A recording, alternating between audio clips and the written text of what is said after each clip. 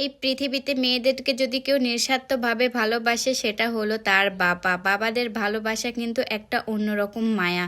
আর মেয়েদের প্রতি বেশি ভালোবাসা তার বাবার থাকে, আর বাবার প্রতিও ভালোবাসা কিন্তু মেয়েদের বেশিই থাকে।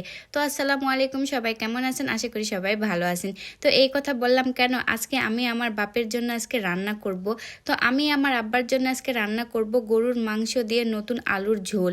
এই সময় কিন্তু বাজারে অনেক নতুন আলু উঠে, আর নতুন আলু দিয়ে গরুর মাংসের ঝোল করলে কিন্তু অনেকটা ভালো লাগে। তো আমার আব্বার জন্য আজকে সেই স্পেশালভাবে গরুর মাংস রান্না করব, সবাই ফুল ভিডিওটা দেখবেন। তো প্রথমে এখানে আমি তেল দিয়েছি, তেল দেওয়ার পরে দিয়েছি আমি পেঁয়াজটা যখন একটু হালকাভাবে ভেজে নেওয়া হয়ে গেল সেখানে আমি দিয়েছি তেজপাতা, দারুচিনি, লবঙ্গ, এলাচ। তো এগুলো দিয়ে একদম হালকা করে ভেজে নিলাম। তো ভাজা যখন হয়ে গেল দিয়েছি এখানে আদা বাটা, রসুন বাটা আর জিরা বাটা। তারপরে এখানে দিয়েছি আমি লবণ, মরিচের গুঁড়া আর দিয়েছি আমি হলুদের গুঁড়া দিয়ে পানি দিয়ে মশলাটা 2 মিনিট কষিয়ে নিলাম।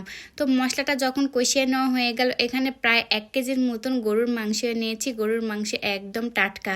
তো মাংসের সাথে মশলাগুলো ভালো করে মিশিয়ে একদম নেড়ে চেড়ে এখন ঢাকনা দিয়ে ঢেকে দেবো একদম কষিয়ে নেওয়ার জন্য।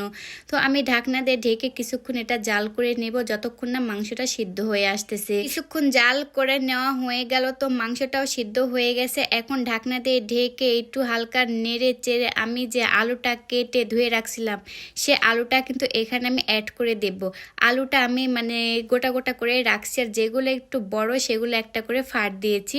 এভাবে মাংসের আলুটা কিন্তু অনেক ভালো লাগে আমার খেতে। অনেকে ছোট ছোট করে দেয়, কিন্তু ছোট আলু দিলে গরুর মাংসের সাথে আমার ভালো লাগে না, বড় করে দিলে সেটাই ভালো লাগে। তো আবার আমি ঢেকে দিলাম যতক্ষণ না আলুটা ভালো করে সিদ্ধ হয়ে আসতেছে। তো এই পর্যায়ে কিছুক্ষণ ঢেকে দিয়ে রান্না করার পরে এই তো আলুটা সুন্দর করে সিদ্ধ হয়ে আসছে। তো এখন আমি এটা সুন্দর করে নেড়ে চেড়ে ঝোলটা একদম মেরে উপর থেকে তেলটা যখন উঠে আসবে তখন আমি দেব পরিমাণ মতো ঝোল। তো আমি এখানে ভালো করে নেড়ে চেড়ে নিচ্ছি। এই পর্যায়ে আপনি যত সুন্দর করে কষাবেন তত খেতে ভালো লাগবে। তো এই তো সব ঝোলগুলো মেরে যখন উপর থেকে তেলটা উঠে আসলো তখন আমি এখানে দিয়ে দিলাম পানি। তো একটু ঝোল ঝোল করবো, তো সেজন্য একটু বেশি পানি দিয়েছি। আর আলু দিয়ে মাংস রান্নার কিন্তু একটু ঝোলটা লাগে।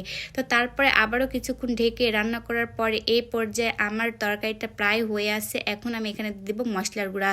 তো মশলার গুঁড়া বলতে এখানে জিরা, ধনিয়া আর গরম মশলার গুঁড়া দিয়ে দিলাম। তো এগুলো দিয়ে আবার নেড়ে চেড়ে কিছুক্ষণ ঢাকনা দিয়ে ঢেকে হালকা একটু জাল করে নিলে এই তরকারিটা কিন্তু হয়ে যাবে।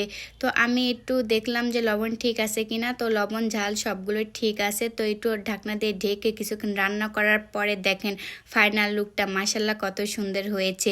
তো আমি আমার বাবার জন্য আজকে এই তরকারিটা রান্না করলাম। কেমন হয়েছে সবাই কমেন্ট করে জানাবেন। আর যারা বাবাকে ভালোবাসেন একটা করে লাইক করবেন, একটা করে কমেন্ট করে, একটা করে শেয়ার করে দিবেন। আমি আমার বাবাকে অনেক ভালোবাসি এবং আমার বাবাও আমাকে অনেক অনেক ভালোবাসে, কারণ আমি তার অনেক আদরের মেয়ে।